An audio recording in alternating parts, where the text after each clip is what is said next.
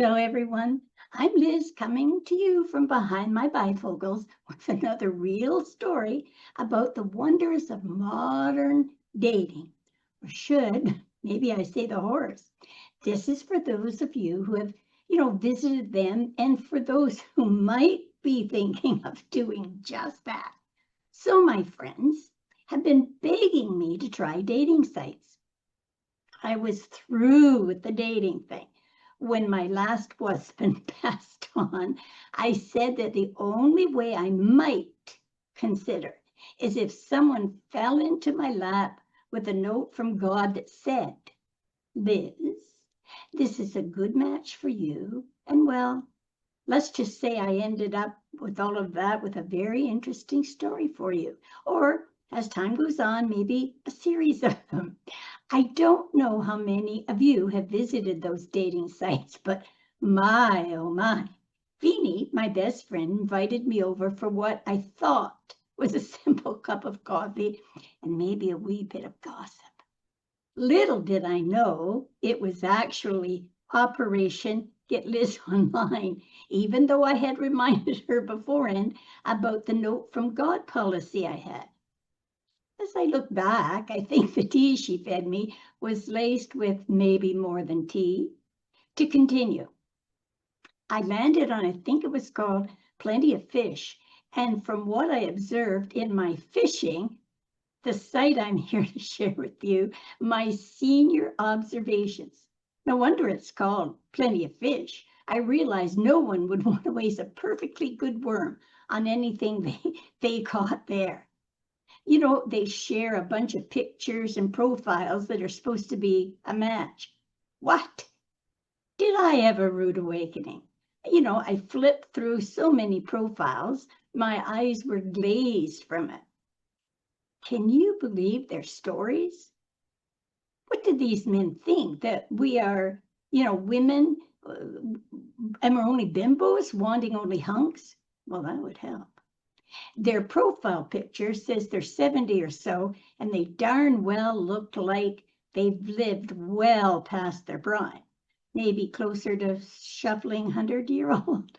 I love the ones who want a slim, attractive lady, and there they sit with pot bellies. I swear, if these guys think a picture of them in a Hawaiian shirt next to a dog is going to win me over, they're sadly mistaken, especially when the dog looks thinner than they do. And don't get me started on the poor dog. I'm pretty sure the only thing he's walking is his belly, not the dog. And then there's the guys posing by a Ferrari or some car. They're alone, mind you, or the guy casually sipping something as he sprawled on a yacht, probably all for show. I figure they're just renting these, for profile pictures, or he's hoping I'll fall for as I wear tons of expensive jewelry, but still I have bad taste. Dang fools. They claim they love romance and strolling along the beach. The only romance they know is a candlelight dinner with the candlelight, bouncing reflections, off their bald heads, along with maybe they got a side of spaghetti, I don't know, and maybe an extra helping of, let's pretend we're classy, well, stuffing our faces. And the only strolling they've done is with their eyes as they bulge from side to side, gaping at the bikini babes walking back and forth. Really? I did find one odd duck, though, that grabbed my interest. As I'm a writer and I love adventure, I stopped at this one. Here's the kicker. Not because of his suave moves, but because he looked like, he'd stepped out of a circus play, or maybe, here we go again, a horror movie. Picture this, a man in a top hat, fur coat, what looked like work boots and sweatpants, standing, next to a cold lake.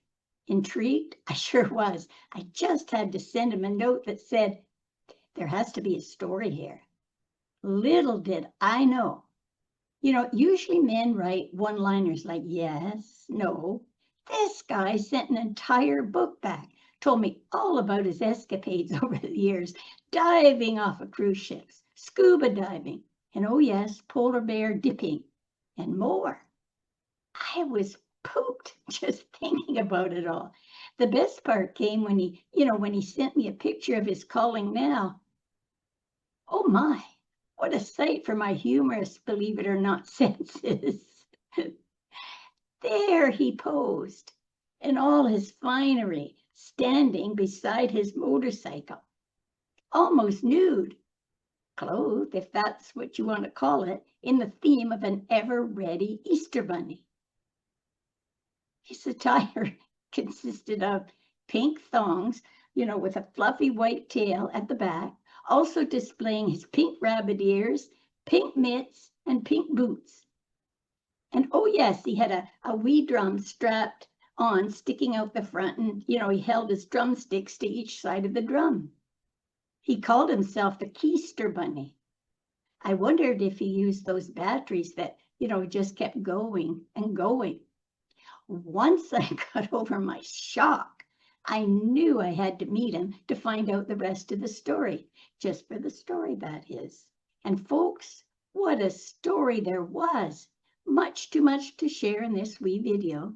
All I can say is, if you're out at a beach or walking around town and you see someone on a motorcycle, perhaps, dressed scantily in a thong with some outrageous theme costume, say hello from Liz. And he just might fill you in with all of his escapades. I hope he can spare 4 or 5 hours for that, as he has lots of tales to tell. So what's the wildest dating story you've got? Come on, spill the beans in the comments. I'm all ears. I'll just bet we all have lots to tell in the dating scene. So my friends, as I always like to share some advice before I leave, here it is. Be very careful on those dating sites. Remember, dating sites might just surprise you sometimes in the weirdest of ways. Meanwhile, take care. Keep your soul alive with lots of laughter and adventures. Until the next time. Bye for now.